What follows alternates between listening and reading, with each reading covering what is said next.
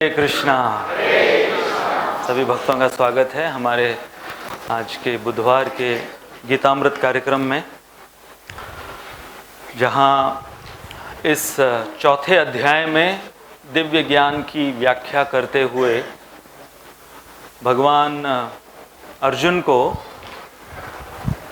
कर्म के प्रकार, कर्म के नियम, कर्म के परिणाम और इन परिणामों से बचने के उपाय, मानो कि ये पूरे कर्म की जो श्रृंखला है या ये विषय है जो कर्म का, इसके ऊपर पूरा थीसिस केवल इन कुछ श्लोकों में इस चौथे अध्याय में भगवान दे रहे हैं।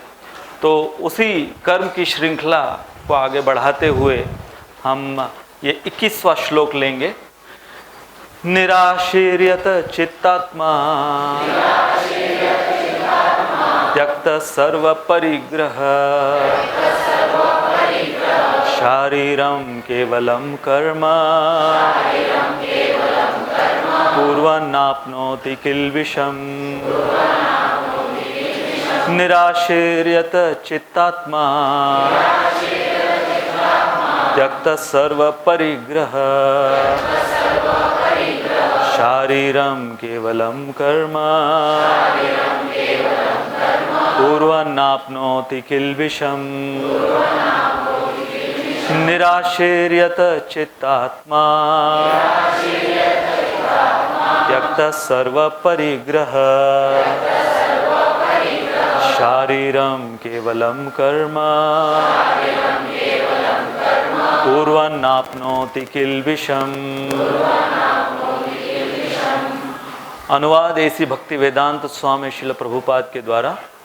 ऐसा ज्ञानी पुरुष पूर्ण रूप से संयमित मन तथा बुद्धि से कार्य करता है, अपनी संपत्ति के सारे स्वामित्व को त्याग देता है और केवल शरीर निर्वाह के लिए कर्म करता है। इस तरह कार्य करता हुआ वह पाप रूपी फलों से प्रभावित नहीं होता। तो जैसे पिछले श्लोकों में भी भगवान कर्म को कुशलता से कैसे किया जाए, अलग अलग तरीके से भगवान इसकी विवेचना किए।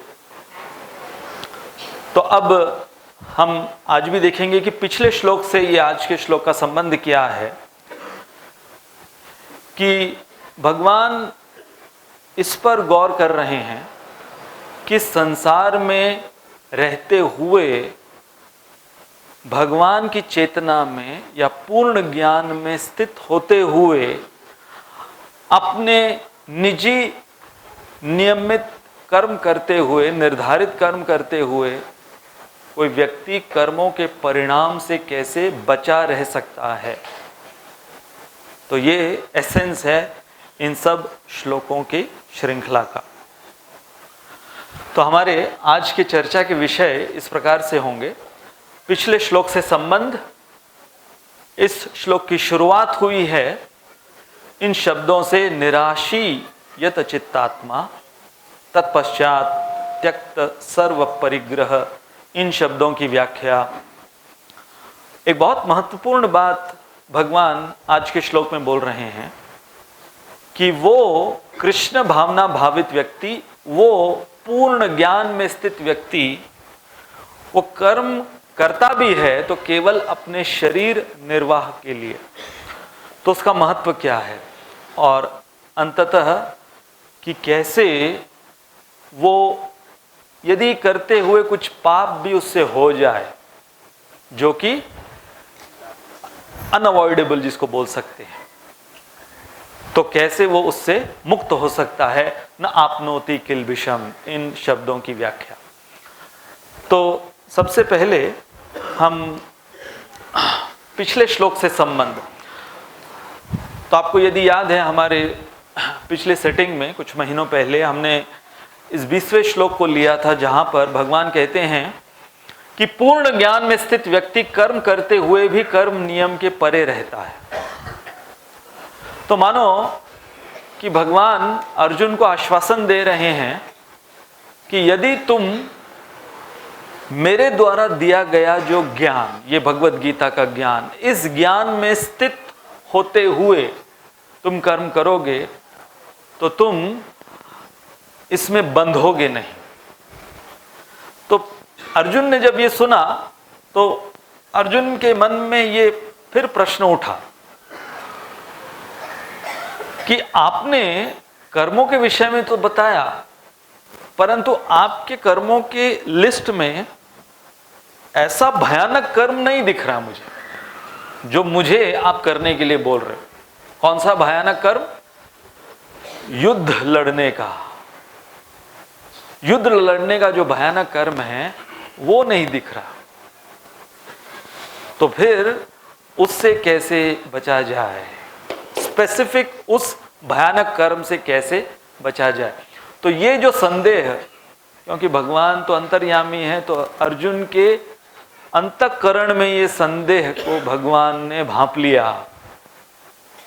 और अर्जुन ने ये प्रश्न डायरेक्टली मुँह ज़बानी पूछा नहीं, परंतु भगवान अर्जुन का संदेह जान गए और भगवान ये इस श्लोक के द्वारा, 21वें श्लोक के द्वारा उत्तर दे रहे हैं। तो ये संबंध है पिछले श्लोक और आज के श्लोक।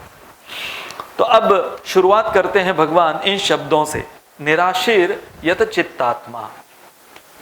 अब इसका हम विच्छेदित कर कर उसका अनुवाद आपके सामने प्रस्तुत करेंगे, परंतु केवल वो पहली लाइन का पूरा, केवल उस पहली लाइन का अनुवाद इस प्रकार से है। भगवान कह रहे हैं ऐसा व्यक्ति, आत्मा अर्थात ऐसा व्यक्ति जो, यदि हम उसको केवल आज की भाषा में समझने की कोशिश करें, जो निराश है। अब साधारणतः निराश ये शब्द जब हम सुनते हैं तो सामने क्या चेहरा आता है? मायूस कोई बैठा हुआ, निराश, डिप्रेस्ड। परंतु यहां पर भगवान कह रहे हैं निराशी या निराश, ये शब्द भी हम लोग इस्तेमाल करें तो वो व्यक्ति जो आशाओं से परे जा चुका है, ये अर्थ है यहां पर। निराश होने का अर्थ क्या है? कि जो निराश, आशाओं से परे जा चुका है। और यतचित्तात्मा, उसका अर्थ क्या है? जिसने अपने चित्त को जीत लिया है। तो दोनों कनेक्टेड है।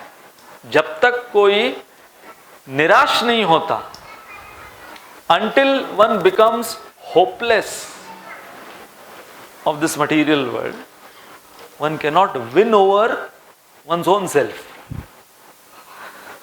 तो आज हम विशेष रूप से गौर करेंगे इस मुद्दे के ऊपर। कौन से मुद्दे के ऊपर?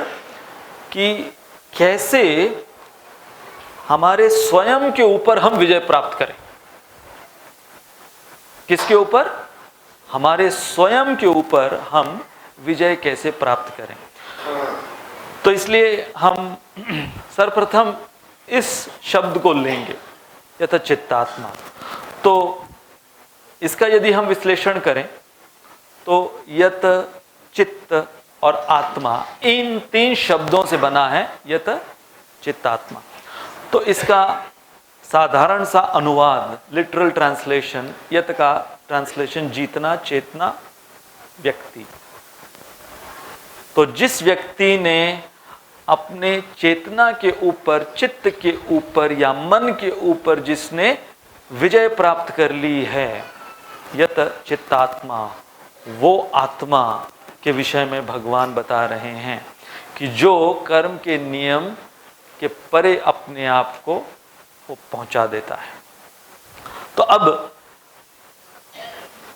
वर्ड टू वर्ड ट्रांसलेशन के पश्चात कैसे समझ में आएगा ये पूरा शब्द? ऐसा व्यक्ति जिसने अपने चित्त को जीत लिया है। अब देखिए, हम जैसे ही पैदा होते हैं इस संसार में, तो पैदा होते ही एक प्रकार के हम जद्दोजहद में लग जाते हैं। जैसे कि गीता में ही भगवान ने कहा है कि जीव अपने मन और अपनी 5 इंद्रियों को लेकर मनःषष्ठानि इंद्रियाणि प्रकृति स्थानि कर्षति। तो भगवान ये जो कर्षति वर्ड इस्तेमाल कर रहे हैं कि उसे बहुत स्ट्रगल करना पड़ता है, अर्थात एक युद्ध, उसे एक युद्ध लड़ना पड़ता है हर एक स्तर पर, चाहे वो छोटा सा बालक हो, चाहे वो वृद्ध व्यक्ति हो, चाहे वो किसी भी योनि में हो, 84 लाख किसी भी योनि में हो। Battles, we all have to fight battles, युद्ध। और उसके ऊपर जैसे कि मनुष्य जीवन में, तो मनुष्य जीवन में हम अपनी उपलब्धि किसे मानते हैं कि जब हम फतेह हासिल करते हैं अलग अलग स्तर पर, व्हेन वी कॉन्कर। अब इसका मतलब ये नहीं कि जब सबको किसी किले को जीतना है या किसी बड़े साम्राज्य को जीतना है। आज यहां पर भगवान एक अलग प्रकार के फतेह को हासिल करने के विषय में बोल रहे हैं। तो यदि इसकी शुरुआत हम करें कि ऐतिहासिक तौर पर इस संसार में अलग अलग स्तर पर फतेह या किसी के ऊपर विजय प्राप्त करना, ये कहां पर कैसे वर्णित है, हिस्टोरिकल कॉन्क्वेस्ट।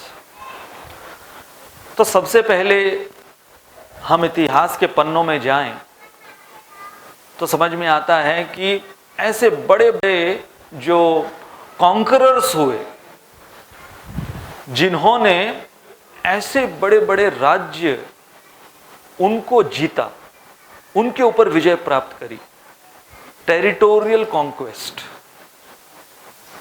जैसे कि हम इतिहास में सुनते हैं अलेक्जेंडर द ग्रेट। अगर हम अलेक्जेंडर द ग्रेट का एग्जाम्पल लें तो उसको ग्रेट, ये जो टाइटल, ये बाद में दिया गया उसको टाइटल। जब वो इतना बड़ा कॉन्करर, पराक्रमी राजा बना, उसके बाद उसको टाइटल मिला। पहले तो केवल अलेक्जेंडर था, फिर अलेक्जेंडर द ग्रेट बना। आप जानते हो वो कहां से था? ग्रीस। वो ग्रीस इस देश से था।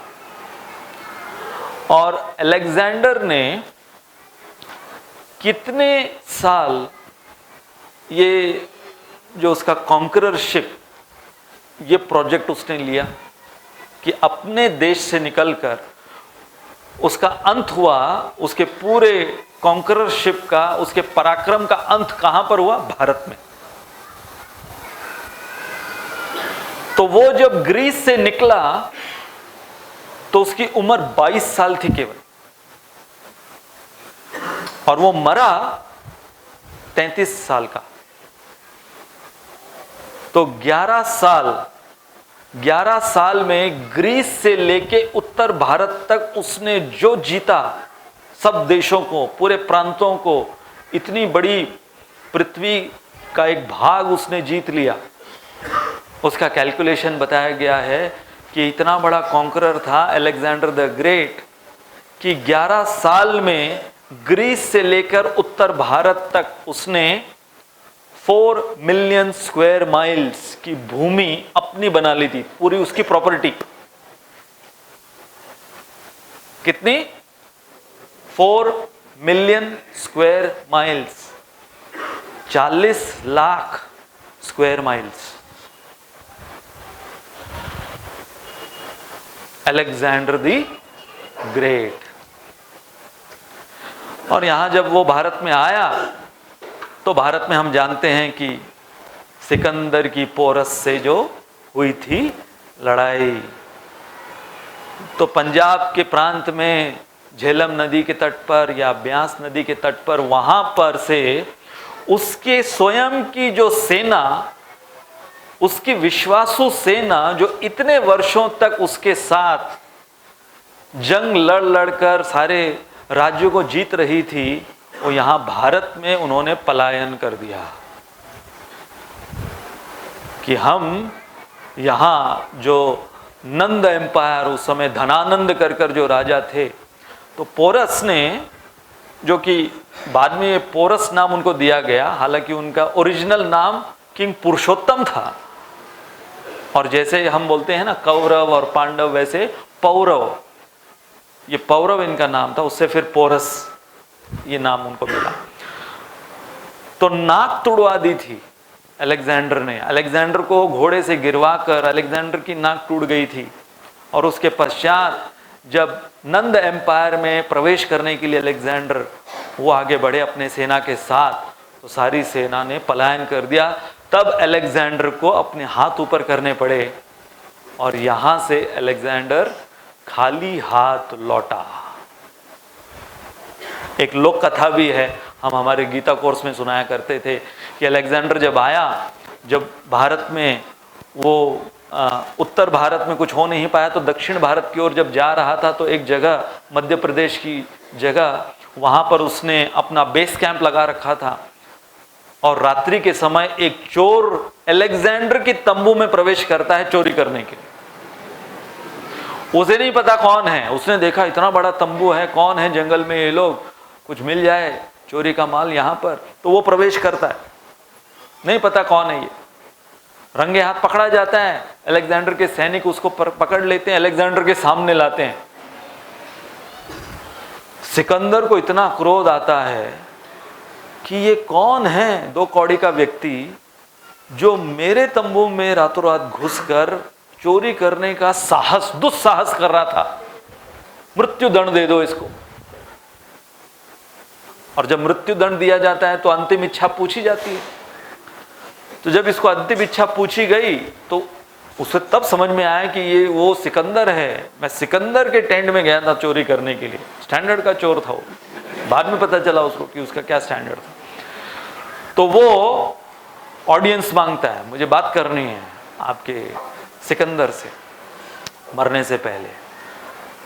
तो फिर जब सामने लाया गया तो पूछता है कि भाई मुझे दंड क्यों दिया जा रहा है, मृत्यु दंड मुझे क्यों दिया। सब लोग हंसने लगे, रंगे हाथ तुझे चोरी करते हुए पकड़ा है और तू पूछता है कि मृत्यु दंड क्यों दिया जा रहा है। तो ये चोर, अब देखो भारत में रहने की वजह से फिलॉसफी भी बहुत जानते हैं, चोर भी जानते हैं। हाँ? वो भी साधारण नहीं होते, उनकी भी बुद्धि बहुत तेज होती है। तो चोर ने सिकंदर से कहा कि चोरी की परिभाषा क्या है। आपने मुझे मृत्यु दंड करार किया है क्योंकि मैं चोर हूं, मुझे रंगे हाथ आपने चोरी करते पकड़ा है। मुझे बताइए कि चोरी की परिभाषा क्या है आपके कानून के अनुसार या किसी भी कानून के अनुसार। तो सुनाया गया इसे, चोरी का अर्थ है किसी दूसरे का माल बिना उसकी अनुमति के हड़प लेना, है ना।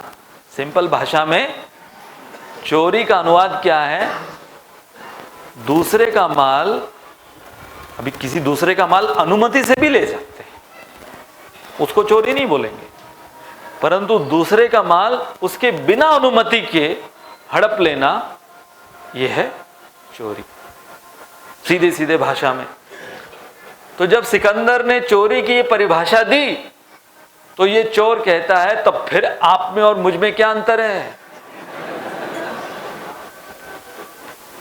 आप में और मुझ में क्या अंतर है। मैं तो एक तंबू में गया, वो भी मध्य रात्रि में, और तंबू में क्या मिलेगा मुझे, कुछ छोटी मोटी चीजें, उसे चोरी करने के लिए गया।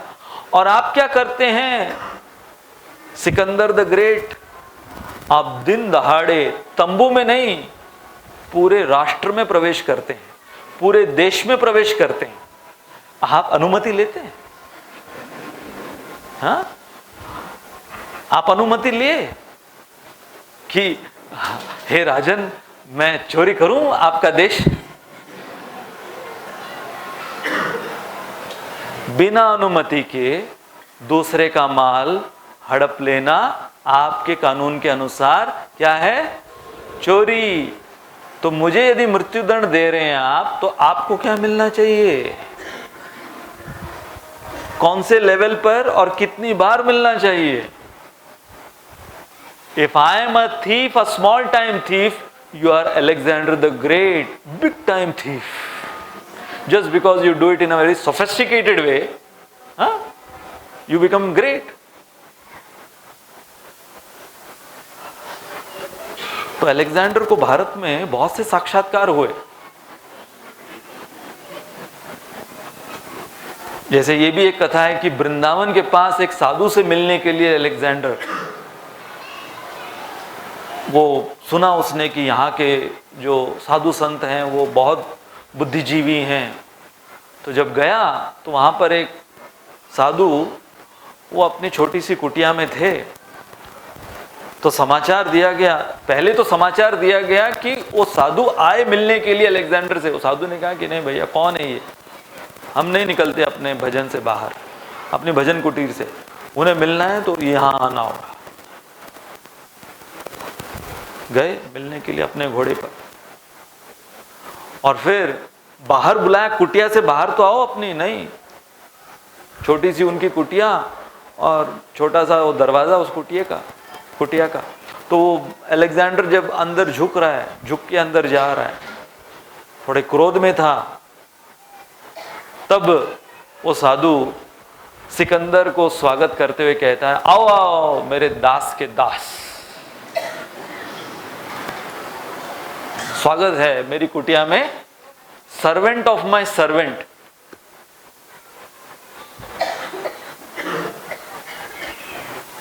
तो उसका परपोर्ट दिया, महात्मा जी ने परपोर्ट दिया कि मैंने क्रोध को अपना दास बनाया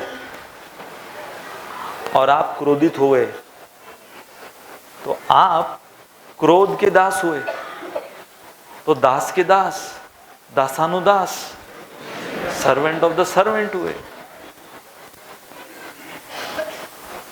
तो इतना बड़ा ये पराक्रमी, ये सम्राट सिकंदर अब केवल नाम रह गया है, इतिहास के पन्नों में केवल इसका नाम रह गया है। आपको याद है एक B.R. चोपड़ा का महाभारत सीरियल था। उस महाभारत सीरियल में गोगा कपूर, ये कंस बना था, ये कैरेक्टर, उसका लीगल नाम गोगा कपूर, जो कंस बना था। और हर समय वो गुस्से में रहता था, बड़ी बड़ी मूछें, विशालकाय शरीर, और ऐसे भयावह तरीके से हंसता था। ये गोगा कपूर, इसकी जो वो हंसी थी, एकदम वो भयावह हंसी, उसकी हंसी से बच्चे डर जाते थे। बहुत उसकी ऐसे रम्बलिंग वॉइस थी और उसकी वो हंसी से डर जाते थे। वही गोगा कपूर महाभारत सीरियल हो गया, अब वृद्ध हो गया, बूढ़ा हो गया, रिटायर हो गया एक्टिंग से। तो हमारे चौपाटी मंदिर के एक भक्त हैं जो डेंटिस्ट हैं, मुरलीधर प्रभु, उनके क्लिनिक में ऐसे पकड़ के, दांत को पकड़ के वो गया, दांत वगैरह बहुत दर्द कर रहा है यहाँ पर। तो वो सोच रहे थे कि यही वो कंस गोगा कपूर गूंगा कपूर हो गया। कल जो तन के चलते थे अपनी शान शौकत पर, शम्मा भी नहीं जलती आज उनकी दुर्गत पर। तो ये सारे बड़े, एक चंगेज खान था, सुना, मंगोलिया का, वो उसने जो साम्राज्य हासिल किया वो पूरे इतिहास में आज दिन तक किसी ने नहीं किया। 25 साल वो लूटमार करते रहा चंगेज खान।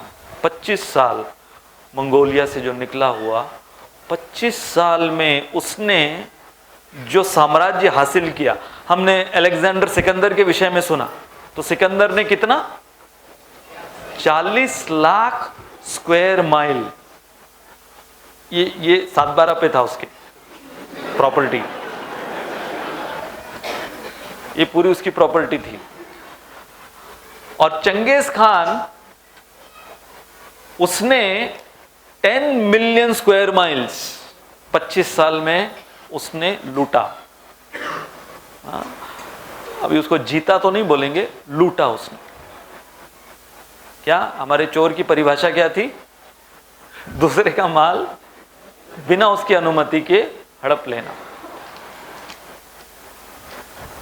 तो ये जो ऐसे ऐसे बड़े नेपोलियन, एक वो नेपोलियन था, सिकंदर, ये चंगेज खान, तो ये जो टेरिटोरियल कॉन्क्वेस्ट है, जैसे एक बार मैंने देखा वृंदावन में हमारा जो कृष्ण बलराम मंदिर है, तो कृष्ण बलराम मंदिर उसके ऊपर बड़ा डोम है, 3 बड़े डोम्स हैं जैसे हमारे मंदिर के ऊपर है, परंतु वो बहुत ऊंचे डोम्स हैं। और डोम के ऊपर फिर वो ध्वज है और चक्र है। तो मैंने देखा एक बंदर वो ऊपर छलांग लगाते हुए, सारे बंदरों से कंपटीशन में छलांग लगाते हुए एकदम उसके शिखर पर गया, उस डोम के शिखर पर गया और वहां जाकर बैठकर देख रहा है। क्या है? Territorial conquest. मतलब क्या हासिल किया और कितने समय तक तुमने वो टेरिटोरियल कॉन्क्वेस्ट हासिल किया है। जैसे कुत्ते, वो लोग तो बहुत फेमस है इसमें। हर एक गली का एक कॉन्करर होता है, उसका इलाका होता है। वो उसके जुरिस्डिक्शन में कोई भी यदि बगल से भी गुजरता है तो जिस वॉल्यूम में ये भोगता है कि मेरे इलाके में तू वहां से फटक भी क्यों रहा है, तो क्या है वो? टेरिटोरियल। कितने हम लोग इसके अंदर लगे हुए हैं कि ये मेरी टेरिटरी, ये तुम्हारी टेरिटरी, बॉर्डर बनाया हुआ है कि ये हमारा राज्य, तुम्हारा राज्य। प्रभुपाद बोलते थे ना, कुत्ते की तरह भौंकते हैं कि तुम बॉर्डर पे जाओ, क्यों आया, कब तक रहेगा, कब जाएगा आप, हाँ चलो तुम्हारा वो दिखाओ, पासपोर्ट दिखाओ। तो प्रभुपाद बोलते थे बार्किंग डॉग्स। और क्या है, ये हमने टेरिटरी बनाई हुई है हमारी, टेरिटोरियल कॉन्क्वेस्ट, और लड़ के जीतना, ये सब कुछ चीजें। इतना ही काफी नहीं है हम मनुष्यों में। उसके पश्चात फिर जैसे पहले तो ये लूट मार है ना, बल के प्रभाव पर किया करते थे, अब इकोनॉमिक कॉन्क्वेस्ट कि कैसे ये कहा जाता है कि केवल 10% जो ऐश्वर्यशाली लोग हैं वो लोग पूरे वर्ल्ड को कंट्रोल करते हैं अपनी इकोनॉमी में। Only 10%, they control 90% of the world's economy. क्या है वो? Economic conquest. फिर कल्चरल कॉन्क्वेस्ट, एक और प्रकार की फतह। तो उसके अंदर जैसे आप देखो कि हर 10-20 साल में कल्चर बदलता है। हमारे भारत देश का भी आप देखो कि कैसे धीरे धीरे कल्चरल कॉन्क्वेस्ट, अलग अलग कल्चर्स जो हैं उसका इन्फ्लुएंस। जैसे प्रभुपाद के समय वो हिप्पीज जो बने थे, वो लोग वो बीटल्स, उनका गाना सुनते थे और उन गानों के अंदर ये बताया जाता था कि कैसे फ्री लाइफ जियो, किसी के अनुशासन में मत रहो। उस we no need no education, we no need no sense control, इस प्रकार के गाने। तो क्या हुआ, इस प्रकार के जो लिरिक्स वो बार बार सुन के उनका फैशन, पहनावा, तो कल्चर एक था ना जमाना, बड़े बड़े लंबे बाल रखना, है ना, वो आजकल वो बदल गया है। आजकल वो नहीं, आजकल वो कांटे जैसे वैसे बाल वो रखते हैं, और कई लोग ऐसे भी रखते हैं। ये नया स्टाइल है कि सबसे अलग हटके। तो कैसे कल्चरल कॉन्क्वेस्ट होता है, एक एक एरा बदलता है, एक एक सदी बदलती है, उसमें कल्चरल कॉन्क्वेस्ट होता है। केवल इतना ही नहीं, हम मनुष्यों में देखा जाता है इंटेलेक्चुअल कॉन्क्वेस्ट, कि बुद्धि के स्तर पर कैसे विजय प्राप्त की जाए। जैसे साइंस, अभी क्या है, अपनी बुद्धि लगाकर उन्होंने जो साम्राज्य, साइंस ने जो अपना साम्राज्य खड़ा किया है। तो हम हमारे ये सोमवार के स्टडी सर्कल में इस विषय को थोड़ा लिए थे कि जैसे हम देखें कि हमारे वैदिक शास्त्रों के अनुसार धर्म अर्थ काम मोक्ष ये बताया गया। तो देखो भगवान ने इसकी योजना, परिकल्पना कैसे की है कि संसार में यदि कोई भौतिकतावादी जीवन भी जीना चाहता है, अपनी कामनाओं को पूरा करना चाहता है, तो उसको अर्थ की जरूरत पड़ेगी। कामनाओं को पूरा करने के लिए अर्थ जरूरी है। तो क्या भगवान ने कल्पना कर पूरे सोसाइटी को बनाया था कि अर्थ केवल धर्म से आप अर्जित कर पाओगे, धर्म का पालन करोगे तो अर्थ मिलेगा, उस अर्थ से तुम अपनी कामनाएं पूरा कर सकते हो और अंततः मोक्ष।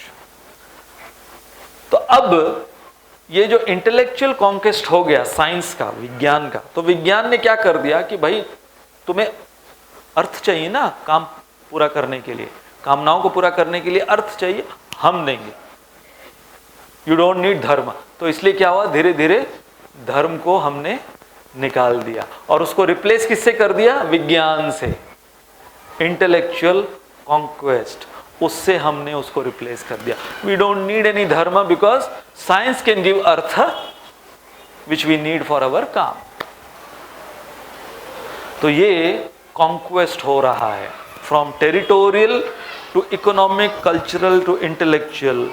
और फिर आजकल हम क्या देखते हैं कि डायरेक्टली धर्म का इस्तेमाल किस लिए किया जाता है, किसी के ऊपर शोषण करने के लिए, कि यदि किसी के मनोवृत्ति के ऊपर शोषण करना है तो धर्म का इस्तेमाल करो, तुम यदि सरेंडर नहीं होगे तो तुम नरक जाओगे, ये होगा वो होगा, या तुम they say that if you don't trust and believe, then you will go to hell, and we'll make sure that you reach there soon. Religious conquest. तो अब जब हम आज का ये जो शब्द भगवान ने इस्तेमाल किया है, यत चित्तात्मा, तो ये कॉन्क्वेस्ट जो अलग अलग लेवल्स की हमने अभी इसकी चर्चा करी, तो इसका इससे क्या संबंध है। तो यत चित्तात्मा के विषय में भगवान बता रहे हैं, इनर बैटलफील्ड, हमारे चित्त के अंदर की रणभूमि, उसे जीतना या उस युद्ध को जीतना।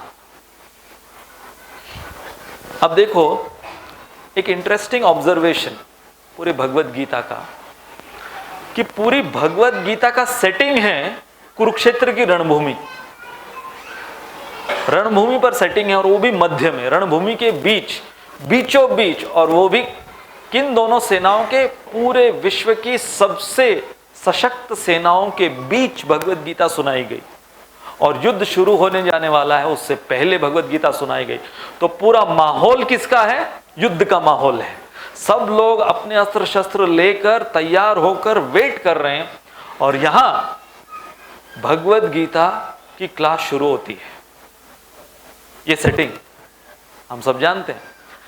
आपने ऑब्जर्व किया है पूरी भगवत गीता में एक भी श्लोक नहीं है जहां पर भगवान अर्जुन के साथ जो आउटर एक्सटर्नल बैटलफील्ड है उसकी कोई चर्चा कर रहे हैं,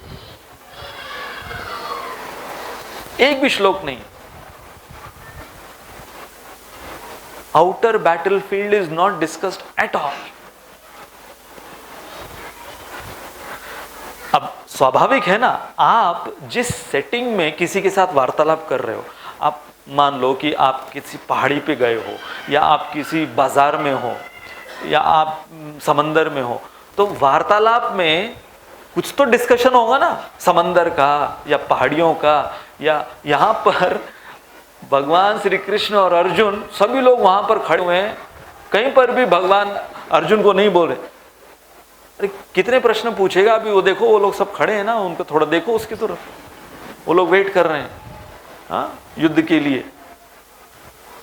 एक भी श्लोक नहीं है जिसमें आउटर बैटलफील्ड के बारे में कोई चर्चा है। श्लोकों के अंदर, जैसे कि ये जो भगवान ने श्लोक में वर्ड यूज किया है, कौन से बैटलफील्ड के विषय में चर्चा की है? Inner battlefield. ये जो आंतरिक युद्ध है उसके ऊपर अर्जुन तुम कैसे विजय प्राप्त करो। तो दुर्योधन का क्या मानना था? प्रथम अध्याय में जब दुर्योधन लिस्टिंग करता है, प्रथम अध्याय में दुर्योधन पूरी लिस्ट निकालता है ना, वो द्रोण और भीष्म के सामने जाकर लिस्ट निकालता है कि हमारी सेना में कौन कौन से ऐसे पराक्रमी योद्धा हैं, और फिर पांडवों की सेना में कौन कौन से पराक्रमी योद्धा हैं। तो पूरी लिस्ट में, पांडवों की पराक्रमी योद्धाओं के लिस्ट में कृष्ण का नाम है ही नहीं। क्यों? क्योंकि दुर्योधन मानता था कि ये तो निहत्ते, इन्होंने तो प्रण लिया है कि ये कोई शस्त्र उठाएंगे नहीं, और वैसे भी ट्रैक रिकॉर्ड क्या है, तो बांसुरी बजाने वाले, तो माखन मिश्री खाने वाले, केवल गोपियों के साथ डांस करने वाले, क्या थोड़ा घोड़ा चलाना सीख लिया है, रथ चलाना सीख लिया है, क्योंकि गैयों के साथ, जानवरों के साथ रहे हैं, इसलिए यहां पर भी घोड़ों के साथ हैं। बस इतना मानता था दुर्योधन। परंतु अर्जुन ने जो प्रश्न पूछना प्रारंभ किया भगवान को, तो अर्जुन ये जानने लगे कि मेरे आंतरिक युद्ध को यदि मुझे जीतना है तो यही योद्धा है जिनके सहारे मैं मेरे आंतरिक युद्ध को जीत पाऊंगा, इनर बैटल। तो जैसे यत चित्तात्मा का अर्थ हुआ, भगवान बोल रहे हैं जिसने अपने चित्त को जीत लिया। तो जब इनर बैटलफील्ड की बात आ रही है तो इनर एनिमीज भी जानने होंगे कि अब वो शत्रु कौन से हैं, और फिर उन शत्रुओं के ऊपर विजय प्राप्त करने वाले शस्त्र कौन से हैं। वो शस्त्र भी अलग होंगे, क्योंकि शत्रु अलग हैं तो शस्त्र भी अलग होंगे। Inner enemies, inner weapons. जैसे नरसिंह पुराण में ये वर्णन है कि एक व्यक्ति, वो भगवान नरसिंह देव से प्रार्थना कर रहा था, मेरे जितने शत्रु हैं उन शत्रु का संहार आप कीजिए, जितने सबसे खतरनाक से खतरनाक शत्रु मेरे हैं, हे भगवान श्री नरसिंह देव आप उनका संहार कीजिए। Destroy all of my most ferocious dreaded enemies. तो नरसिंह भगवान के जो 8 भुजाएं हैं, उन भुजाओं में से जितने अस्त्र शस्त्र हैं वो निकले और इस व्यक्ति के हृदय की ओर आने लगे। तो ये घबरा गया, मतलब भगवान मैंने कहा था कि मेरे शत्रुओं का संहार कीजिए, तो भगवान बोले वही तो कर रहा हूं। शत्रु है कहां? तुम्हारे सबसे खतरनाक शत्रु तुम्हारे ही अंदर बैठे हुए हैं। Your most dreaded enemies are sitting within you, within your chitta, within your heart. जैसे जब कर्ण और अर्जुन का सामना हुआ तो महाभारत में बताया गया है कि एक एक शस्त्र के निवारण के लिए उसका ऑपोजिट एलिमेंट का शस्त्र छोड़ा जाता था। जैसे मान लो अग्नि शस्त्र है, तो अग्नि शस्त्र का निवारण करने के लिए जो जल से संबंधित शस्त्र है उसे छोड़ा जाता था। तो इस प्रकार से ऑपोजिट एलिमेंट्स वाले शस्त्र। अब देखो कर्ण वो वास्तविक रूप में कुंती पुत्र है, सबसे ज्येष्ठ भाई है पांडवों का, तो वो क्या हुआ? पांडव हुआ, कुंती पुत्र हुआ। परंतु क्योंकि कर्ण ने दुर्योधन का संग किया, इसलिए कर्ण वो कौरव बन गया या कौरवों के पक्ष से लड़ने के लिए खड़ा हुआ। तो ये तुलनात्मक तरीके से बताया गया है। एक राधानाथ महाराज के प्रवचन में मैं ये सुन रहा था, बहुत सुंदर उन्होंने इसकी उत्प्रेक्षा की। Just like Karna, he was actually a Pandava, but in association of Duryodhan he became a Kaurava. Similarly, we have the true ego. In association of this material world, it becomes false ego, like Karna. तो false ego को यदि मारना है तो उसका opposite शस्त्र क्या होगा? ह्यूमिलिटी। तो जब कर्ण का पहिया चक्का अटक गया रथ का, तो अर्जुन को जब भगवान ने बोला अब मारो इसे, तो अर्जुन का जो क्षत्रिय अभिमान था वो अलाउ नहीं कर रहा था अर्जुन को कि अरे इतिहास के पन्नों में क्या लिखा जाएगा कि अर्जुन जैसे योद्धा ने कर्ण को कब मारा? जब वो निहत्था था। मजाक उड़ाया जाएगा मेरा, खिल्ली उड़ाई जाएगी मेरी। तो क्या था? वो अर्जुन का अभिमान था। तो यहां पर कर्ण, उसकी तुलना हमने उस अहंकार से की गई है, और अर्जुन अभिमानवश नहीं मार रहे थे, तो भगवान ने अर्जुन को अपना शरणागत बनाया और नम्र बनाया उस समय कि मैं जो बोल रहा हूं उसका पालन करो। तो जब अर्जुन ने अपने उस मत को साइड में रखा, उस अभिमान को साइड में रखा, तो नम्र हुए, और तब जाकर कर्ण के ऊपर, इनफैक्ट फॉल्स ईगो के ऊपर उन्होंने विजय प्राप्त करी। तो अब भगवत गीता के अनुसार जो दो शत्रु भगवान कहते हैं, अलग अलग अध्यायों में, श्लोकों के अनुसार ये दो शत्रु के विषय में भगवान ने कहा है, डाउट एंड डिजायर। तो जैसे हम सुनते हैं कि सतयुग में राक्षस और दैवी गुण वो क्या थे? अलग अलग लोकों में हुआ करते थे, सुर और असुर सतयुग में। त्रेता युग में वो एक ही लोक में आ गए, फिर द्वापर युग में एक ही परिवार में आ गए, और कलयुग में एक ही हृदय में है ये। परंतु गीता के अनुसार inner enemies are listed to men, बहुत हैं वैसे, परंतु दो मेन हैं, डाउट एंड डिजायर। तो हम सबसे पहले डाउट को लेंगे, या संशय जिसको कहते हैं।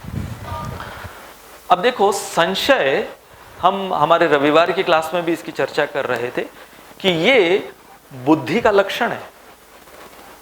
हम मनुष्य, हमारे अंदर ये बाय डिफॉल्ट ये प्रश्न पूछने की जो एबिलिटी है, या संशय करने की एबिलिटी, ये हमें बहुत चीज़ों से बचाती है और बहुत से चीज़ों को सिखाती भी है। जैसे कि अर्जुन ने जो संशय प्रस्तुत किए, उसके वजह से पूरी भगवत गीता सामने आई। यदि अर्जुन कोई प्रश्न नहीं पूछते, कोई संशय प्रस्तुत नहीं करते,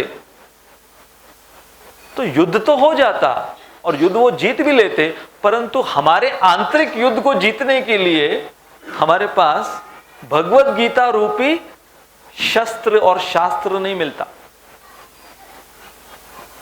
परंतु प्रॉब्लम क्या है कि डाउट एक एक्सट्रीम है, जहां पर कोई जब बहुत संशयी व्यक्ति बन जाता है, जिसको इंग्लिश में बोलते हैं द डाउटिंग थॉमस,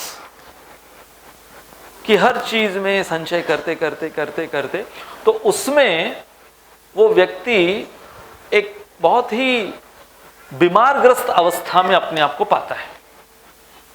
जैसे जब हम बंबई में थे, तो वहाँ पर जे मेडिकल कॉलेज है। तो वहाँ का एक इंसिडेंट, बहुत उस समय पेपर्स में भी ये इंसिडेंट था कि वहाँ की एक स्टूडेंट वो टॉपर रही, हर साल वो टॉपर रही, परंतु फाइनल ईयर, फाइनल एग्जाम, और उसको अचानक उसके मन में ये चिंता, उसके मन में ये डाउट, और डाउट की वजह से चिंता कि यदि मैं, जो मैंने मेरा ट्रैक रिकॉर्ड रखा है कि हर साल मैं टॉपर रही हूं, ये जो रिकग्निशन मुझे प्राप्त हुआ है, यदि मैं टॉपर नहीं आई तो क्या होगा? If I become second best तो मेरे रेपुटेशन का क्या होगा? सब लोग क्या बोलेंगे कि फाइनल में तो तुम टॉप नहीं कर सकी। तो ये सारे हर साल टॉप करने से फायदा क्या? तो वो इमेजिन करने लगी कि मैं टॉपर नहीं रहूंगी तो कैसे फेस कर पाऊंगी लोगों को, और एग्जाम के ठीक पहले। और उसे, उसके परिवार वाले, वो डिप्रेशन में चली गई, पढ़ाई नहीं कर पा रही है, ये सोचते हुए। वरिंग, इसे कहते हैं ना, worry is that interest you pay on the loan which you have never taken. तो चिंता चिंता चिंता कर रही, और चिंता करते करते इस टॉपर ने आत्महत्या कर ली। ये सच्ची घटना है, कोई कारण नहीं, अभी तक एग्जाम हुआ भी नहीं, रिजल्ट आए भी नहीं, केवल वरिंग।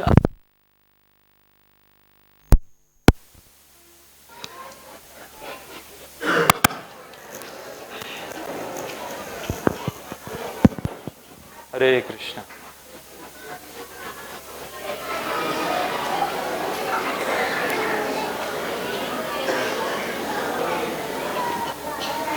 तो जैसे हमने ये दो मुद्दे लिए, worrying about the future, don't worry now.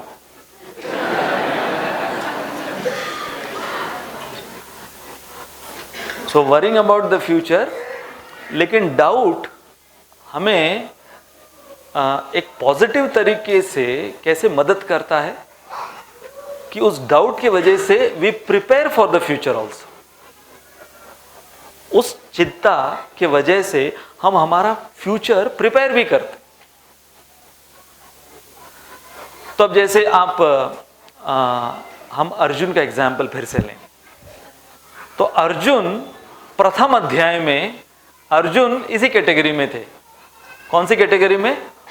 Worrying about the future, worrying about the future. इतना अर्जुन वो एक एक मुद्दे को लेकर कि यदि इनको मैं अभी मार दूंगा तो इनकी पत्नियां विधवा हो जाएंगी, जब इनकी पत्नियां विधवा हो जाएंगी तो फिर जो वर्ण संकर उत्पन्न हो जाएगा और पूरा समाज दूषित हो जाएगा। पूरा समाज जो दूषित हो जाएगा, वो कितने अलग अलग आगे के जनरेशन्स वो दूषित रहेंगे।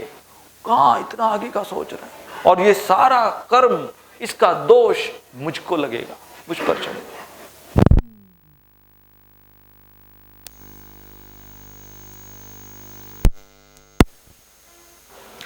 हरि बोल, हरे कृष्ण। तो प्रथम अध्याय में आपको याद है, फर्स्ट चैप्टर के एंड में अर्जुन भगवान को क्या कहते हैं?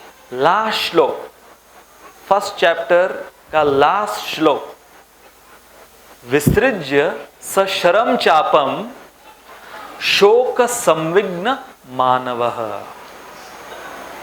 ये है फर्स्ट चैप्टर का लास्ट श्लोक, जिसके अंदर विसृज्य, त्याग दिया, अर्जुन ने त्याग दिया। विसृज्य सशरम चापम, सशरम चापम का अर्थ है, चापम अर्थात अपना गांडीव धनुष, सशरम का अर्थ है बाणों के साथ। बहुत इंटरेस्टिंगली इसका वर्ड टू वर्ड ट्रांसलेशन क्या है कि अर्जुन ने केवल अपना गांडीव नहीं छोड़ा, बल्कि बाणों को निकालकर, अब सारे बाण तो तुणीर में थे, पूरा तुणीर भी निकालकर, सोचो कितना बड़ा एक्शन किया उन्होंने, उसको भी निकालकर सब कुछ साइड में रख दिया।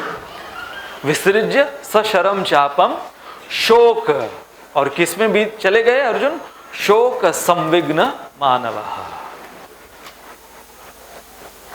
तो संजय रिपोर्ट कर रहे हैं फर्स्ट चैप्टर का एंड क्या है, सीन क्या है। अर्जुन अब पूरे हताश और इस शोक में पीछे बैठकर सब कुछ छोड़ दिया।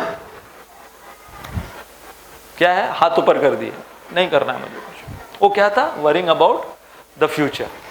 अभी इंटरेस्टिंगली आप ऑब्जर्व करोगे, ये है 1.46 ये श्लोक। अब हम आपको ले चलते हैं 18वें अध्याय में। पूरा कितने भी वर्षों का गीतामृत आपको फास्ट फॉरवर्ड करके 18वें अध्याय में ले जा रहे हैं। 18वें अध्याय का अंतिम श्लोक जानते हैं? हाँ, यत्र पार्थ धनुर्धर। इस श्लोक के अंदर संजय अर्जुन को उल्लेख कौन से नाम से कर रहे हैं? धनुर्धर। तो संजय कोई दूसरा भी नाम अर्जुन का बोल सकते थे, कौन्तेय बोल सकते थे, धनंजय बोल सकते थे। संजय ने धनुर्धर नाम इस्तेमाल क्यों किया? क्योंकि उस नाम का, उस शब्द का 18वें अध्याय के अंतिम श्लोक का कनेक्शन है 1.46 से। क्योंकि 1.46 में संजय ने क्या सुनाया था धृतराष्ट्र को, और हम सब क्या सुने? विसृज्य सशरम चापम, give up the bows and arrows. और वही धनुर्धर उन्होंने वो फिर से उठा लिया। अर्थात the same Arjun, because of doubt, who was worrying about the future to such an extent that he gave up his bow and arrows, that same Arjun prepared for that war by lifting the same Gandiva and bows again, and it all was because of doubt. तो doubt में इस अर्जुन ने क्या किया है कि पूरे भगवत गीता दूसरे अध्याय से जो सुनना प्रारंभ करी, 1.46 के बाद जो दूसरा अध्याय प्रारंभ हुआ, वहां से अर्जुन अपने आंतरिक युद्ध को जीतने में लग गए। कौन सा एनिमी? Doubt enemy. इस संशय रूपी शत्रु के ऊपर विजय प्राप्त करने के लिए जो अर्जुन लग गए, उसका रिजल्ट क्या हुआ? He prepared, used the enemy to win over the doubt within himself, using the enemy in a positive way, preparing for the future. अब यदि हम दूसरा लें, डिजायर,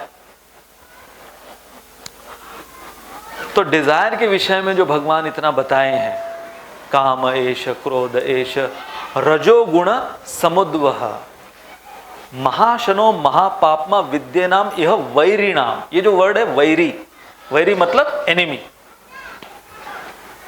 तो इस श्लोक की शुरुआत किससे है? डिजायर, काम एष, क्रोध एष। तो ये डिजायर की कैटेगरी क्या है? Hopping nothing will go wrong. हम लोग हर समय क्या सोच के बैठे थे? लाइट नहीं जाएगी।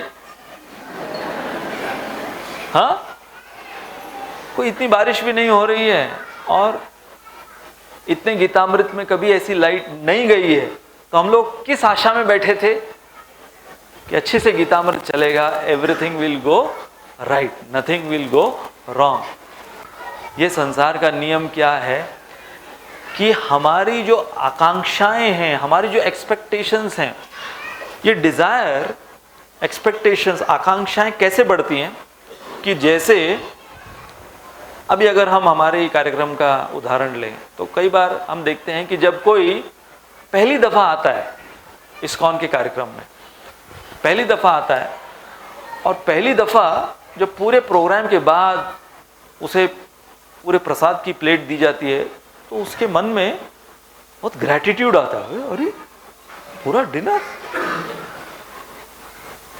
घर पे फोन करता है, तुम भी आ जाओ,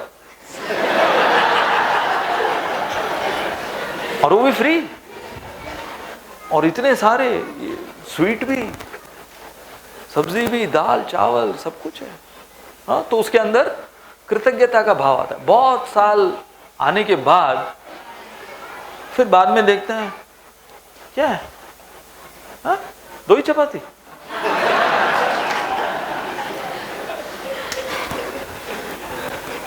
या अगर वो नहीं है, केवल सांबर चावल है, हाँ, और आज तो एकादशी है, तो भगर देवता जिंदाबाद।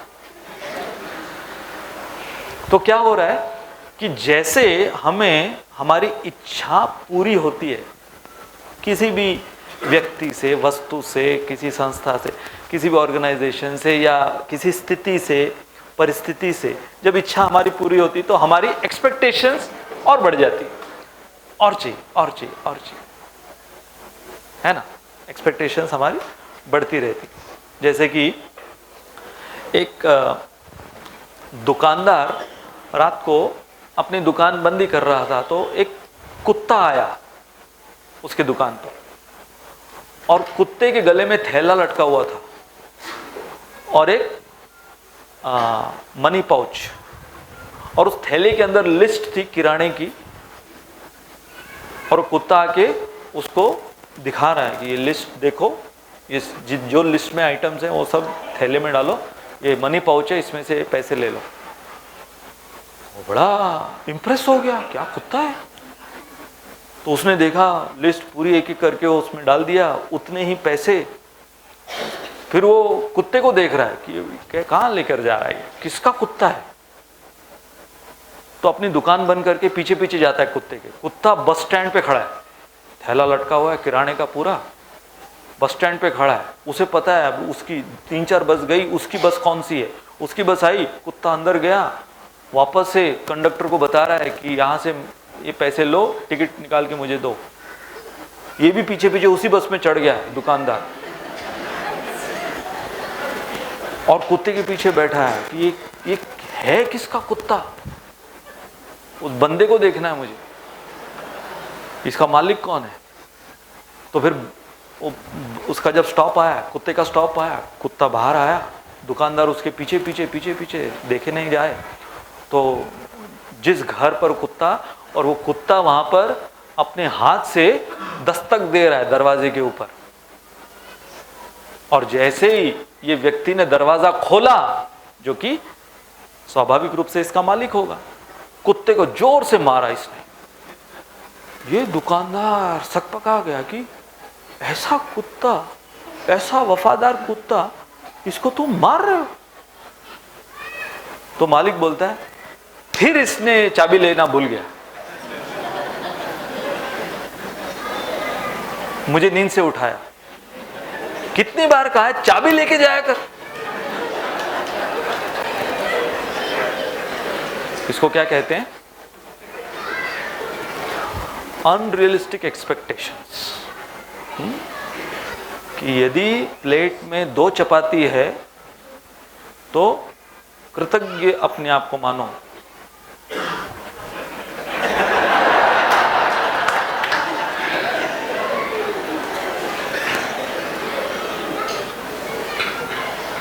तो जैसे हम कहते हैं ना, life is like MCQ questions, है ना, मल्टीपल चॉइस क्वेश्चंस।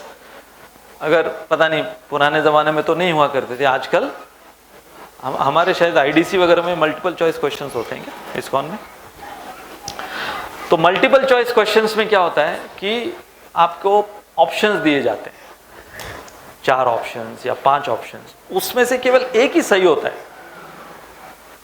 तो life is like that, multiple choice questions. तो उसमें क्या है, अभी कई बार हमारी मनोवृत्ति क्या होती है कि जो फर्स्ट आंसर है वो राइट आंसर होना चाहिए, है ना। कई बार लास्ट जो होगा हमको डाउट आता है कि लास्ट राइट आंसर लास्ट में क्यों दिया होगा, फर्स्ट होना चाहिए ना। Right answer is not based on its location, है ना, कि वो फर्स्ट पहले नंबर पे है कि 5वें नंबर पे। Similarly your first Dzire doesn't mean it is the right Dzire. कई बार हम लोग कौन सी फिलॉसफी फॉलो करते हैं, मेरे मन में इच्छा हुई कि मैं आज नहीं आऊं इधर, फर्स्ट इच्छा थी, मेरी फर्स्ट इच्छा थी कि मैं आज नहीं आऊं, नहीं आया। So just because the first desire is the loudest doesn't mean it is the right desire. हाँ, समझ में आ रही है आपको? जैसे अभी अगर तुरंत आपके मन में इच्छा हुई, जल्दी खत्म करेगा कि नहीं करेगा? Doesn't mean it is the right desire and doesn't mean I'll end early.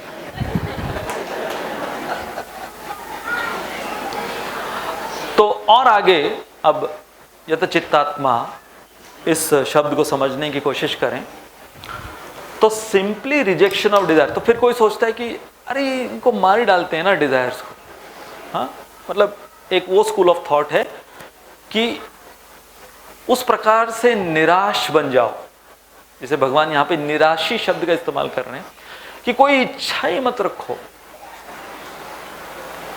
और एक जो सही तरीका है selection of right desires. Simply rejection of desires gives rise to anxiety and selection of right desires gives rise to intensity. जैसे तीन ऐसे साधु थे, मौनी साधु, मौनी बाबा जानते हैं ना, मौनी बाबा। तो वो साइलेंट मेडिटेशन करने के लिए बैठे थे। तो उन्होंने क्या किया, साइलेंट मेडिटेशन और वॉव ऑफ साइलेंस लिया हुआ है, तो तीनों ने बैठ के बीच में मोमबत्ती जला रखी और जलती हुई मोमबत्ती के ऊपर मेडिटेट कर रहे हैं, ध्यान कर रहे हैं और साइलेंस का वॉव लिया हुआ है, कोई कुछ बोलेगा नहीं। तो हुआ क्या, एक दिन बीता, उसके ऊपर मेडिटेट उनका कॉन्सेंट्रेटेड होता गया, पूरा एक दिन उसके ऊपर, लॉ के ऊपर फोकस कर रहे हैं। उसके बाद हवा के वजह से वो लॉ थोड़ी हिलने लगी। तो अभी सभी देख रहे हैं क्योंकि उसी के ऊपर वो त्राटक लगाया हुआ है, तो उसको देख रहे हैं, वो लॉ ऐसे हिल रही है। तो फिर एक बोलता है उसमें से, बोल दे, वहां बोलना नहीं है, चुप रहना है। एक बोलता है हिल रही है, वो लॉ हिल रही है। तो दोनों उसकी ओर देखते हैं, ऐसे कर रहे हैं। तो कुछ घंटे बीतते हैं तो दूसरा बोलता है, तू बोला कैसे?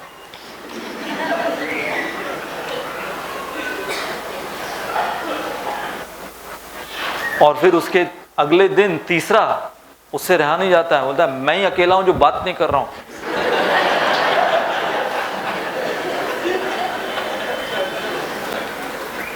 So simply rejection is artificial, gives rise to anxiety. But selection, rejection का opposite यहाँ पर क्या बताया गया? Selection of right desire. ध्रुव महाराज वो जब भगवान का दर्शन कर लेते हैं, उसके पश्चात ध्रुव महाराज वो कहते हैं, I was not able to select the right desires. मैंने ब्रह्मा जी से भी बड़ा राज्य मांगा और मैंने कल्पना करी कि आप मुझे आपकी शुद्ध प्रेमा भक्ति दे सकते हो, तो मुझे इस भौतिक संसार में रहने की जरूरत नहीं। ये सुरुचि क्या और मेरे पिताजी की गोद क्या और ये ब्रह्मा जी का राज्य क्या, उससे बड़ा राज्य क्या, अरे मुझे आप प्राप्त हो सकते हैं। मैं केवल कांच के टुकड़ों के पीछे गया था, यहां पर मुझे बहुमूल्य हीरा वो प्राप्त हो गया है। Which means Dhruva Maharaj is teaching with his example selection of right desires. जैसे प्रभुपाद एक मॉर्निंग वॉक पर निकले तो वहाँ पर पड़ोस में एक बूढ़ा व्यक्ति वो प्रभुपाद को हर समय मॉर्निंग विश किया करता था। तो एक बार प्रभुपाद उससे बात करने लगे, तो तकरीबन दोनों की उम्र एक ही थी, उस व्यक्ति की भी और प्रभुपाद की उम्र एक ही थी। तो प्रभुपाद पूछे कि आओ आप कभी हमारे मंदिर में आओ, प्रसाद लो, तो उसने अपने दांत दिखाए। बोले दांत नहीं है, खाऊं क्या? तो प्रभुपाद बोले क्या हुआ, दांत कहाँ गए?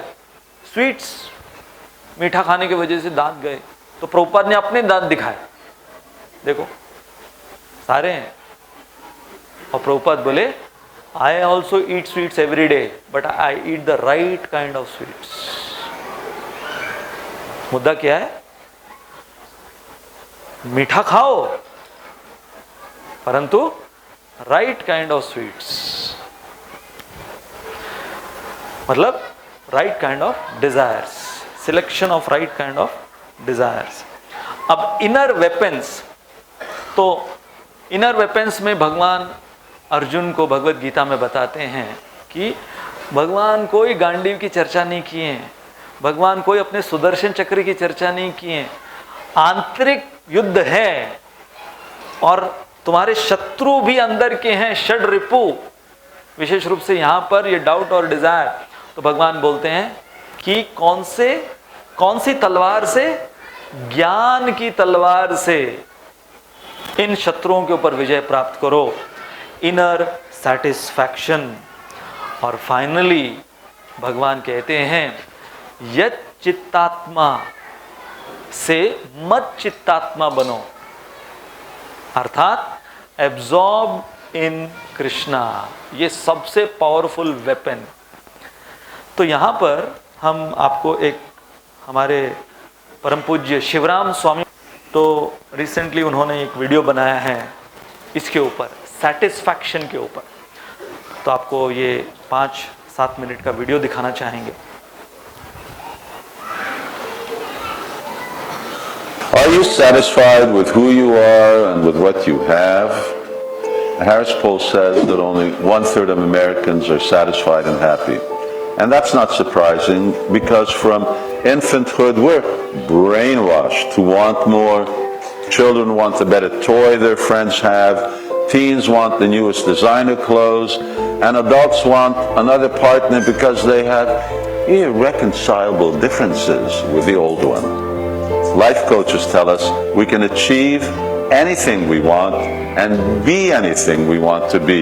And of course, companies advertise services and products by convincing us that more and newer is better. In short, greed is good, or rather, greed is God. Now, some may argue, look how far we've come in the last 100 years thanks to technology, internet, and social development. We're 100 times better off than our grandparents. My answer would be true. There is 100 times progress, but are you 100 times happier than grandma? No need to answer that, but it's a fact that our lives are driven by the syndrome that the grass is always greener on the other side. And so we're never satisfied with what we have or with what we are, because someone else, somewhere else, is better than us and having a better time than us. And so we're miserable. Learn to be satisfied with what you can achieve and with what you can be without excessive effort. The law of karma dictates that you won't get more than you deserve. If today you take more than what you're due, tomorrow you'll have less. It's the law of nature. You can't fight it. Concentrate on self-realization, on being a good person, and having a stable family. Now keep the following wisdom of the sages in mind. For a person who has suitable shoes on his feet, there's no danger, even when he or she walks on pebbles and thorns. For him, everything is auspicious. Similarly, for one who's always self-satisfied, there's no distress. Indeed, he feels happiness everywhere. Satisfaction will protect you through all of life's challenges.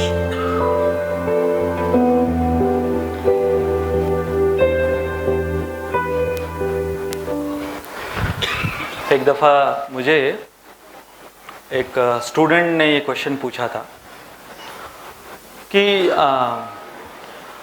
आपने आपका ये career छोड़ दिया और उसके पश्चात आप साधु बन गए,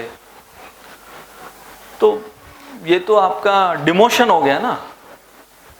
भौतिक दृष्टिकोण से भी देखा जाए तो ये आपका डिमोशन हो गया। तो उस उम्र में तो आपको प्रमोशन के ऊपर प्रयास करना चाहिए था। 23-24 साल की उम्र में आपने ये सब ले लिया, ये चोला पहन लिया। तो मैंने उसे कहा कि actually when someone tries to become a true sadhu, he owns 3 factories. He becomes owner of 3 factories. अच्छा, कैसा? The first factory is called the ice factory, which is in the head. मतलब ठंडक। So he is owner of the ice factory, which is in the head. And the second factory is called the sugar factory, which is on the tongue. And he becomes the owner of the third factory, which is satisfactory, which is in the heart.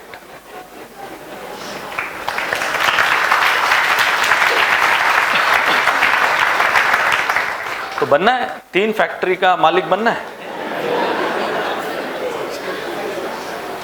हाँ? So one can become owner of these 3 factories. Ice factory इधर, sugar factory here, and satisfactory over here. So आज के हमारे भाग 1 के अंत में यतचित्तात्मा जो शब्द हमने लिया, फर्स्ट लाइन का ये वर्ड जो हमने लिया, जिसके ऊपर भगवान कह रहे हैं जिसने अपने चित्त को जीता हुआ है। तो भगवान 18वें अध्याय में बताते हैं, मत चित्त सर्व दुर्गाणी मत प्रसादात तरिष्यसि।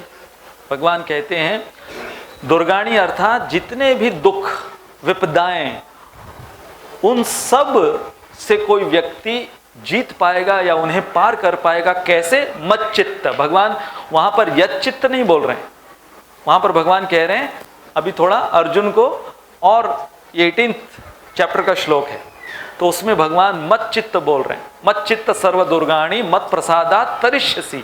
और वो तर जाएगा कब? जब वो भगवान के ऊपर अपना चित्त लगाएगा। अर्थात जीतना, हमारे आंतरिक युद्ध को जीतने की जो परम कुशलता वो कब प्राप्त होगी? जब हम अपना चित्त भगवान में लगाएंगे। और इतना ही नहीं, न केवल हम हमारे आंतरिक जो रिपु हैं, जो शत्रु हैं, उनके ऊपर विजय प्राप्त करेंगे, बल्कि जो भगवान में लिप्त रहता है, भगवान की चेतना में रहता है, मत चित्त रहता है भगवान में, वो भगवान के ऊपर विजय प्राप्त कर लेता है। He conquers Krishna. Forget about conquering his own enemies within the heart हार्ट, ही कॉन्कर्स कृष्णा। जैसे भगवान के जो शुद्ध भक्त हैं वो भगवान को जीत लेते हैं। तो सोचिए कि कुरुक्षेत्र की रणभूमि पर अर्जुन, जिन्होंने प्रथम अध्याय में अपने धनुष और बाण को त्याग दिया था, वो अर्जुन को भगवान ने धनुष बाण को कैसे उठाना है ये नहीं सिखाया, बल्कि ऐसे अस्त्र शस्त्र दिए कि तुम तुम्हारे आंतरिक शत्रुओं के ऊपर कैसे विजय प्राप्त करो। और जब तुम तुम्हारे आंतरिक शत्रुओं के ऊपर विजय प्राप्त करोगे तो अपने आप ये गांडीव उठेगा और इन शत्रुओं का प्रहार करेगा। परंतु वास्तविक विजय कौन सी भगवान दिए अर्जुन को? वो हस्तिनापुर का राज्य नहीं, वो कौरवों का संहार नहीं, वास्तविक जीत अर्जुन की हुई। 18वां अध्याय जब पूरा हुआ, वहां पर अर्जुन ऑलरेडी विक्टोरियस हो चुके थे, क्योंकि पूरे 18 अध्याय सुनने के पश्चात अर्जुन ने अपने आंतरिक शत्रुओं के ऊपर विजय प्राप्त कर ली। इसलिए हमारे लिए ये संदेश भगवान का है कि शुरुआत करो यतचित्तात्मा से, परंतु उसका कल्मिनेशन किस में होना चाहिए कि मत चित्तात्मा, भगवान में अपना पूर्ण रूप से अपना मन, अपनी बुद्धि, अपनी इंद्रियों को जब लगाएंगे तो हम हमारे इस आंतरिक युद्ध में अवश्य ही जीतेंगे और फतेह हासिल करेंगे। बहुत बहुत धन्यवाद। हरे कृष्ण।